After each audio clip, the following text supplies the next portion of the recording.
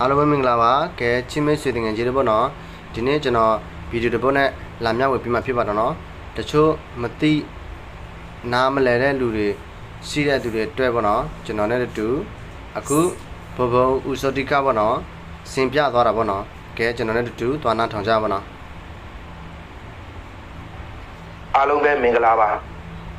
ဒီတစ်ခါတော့ဦးစင်းမေးခွန်းဖြေမှာမဟုတ်ပါဘူးပြောစရာလေးရှိလို့ပါနော်တင်ပါဗျာ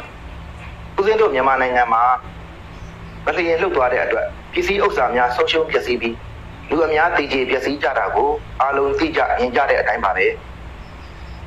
အဲ့ဒီလိုမလျင်လှုပ်သွားတာကိုပြည့်ရပြုပြီးတော့တချို့ကအပျော်ပြက်လုပ်ပြီးစောင့်နေကြတာတွေကိုမြင်နေကြနေရပါတယ်သူတစ်ပါးတွေဒုက္ခရောက်နေတဲ့အချိန်မှာဒါမျိုးလုပ်ရက်တွေလုံးဝမလုပ်သင့်ပါဘူးလူကိုပါဠိလိုမနုဿလို့ခေါ်ပါတယ်တင်ပါဗျာဘာကြောင့်မနုဿလို့ခေါ်တာလဲဆိုရင်ကုသလံအကုသလံဓမ္မံသာနာတိမနာတိတိမနုဿကုသိုလ်အကုသိုလ်တရားတို့ကိုခွဲခြားပြီးသိတယ်လုပ်တဲ့မလုပ်တဲ့ဆိုတာကိုခွဲခြားပြီးသိတယ်အမှားနဲ့အမှန်ကိုခွဲခြားပြီးသိတဲ့သူကိုမနုဿလူလို့ခေါ်ဆိုခြင်းဖြစ်ပါတယ်တိရစ္ဆာန်မှာအဲ့ဒီလိုအသိတွေမရှိပါဘူးเนาะ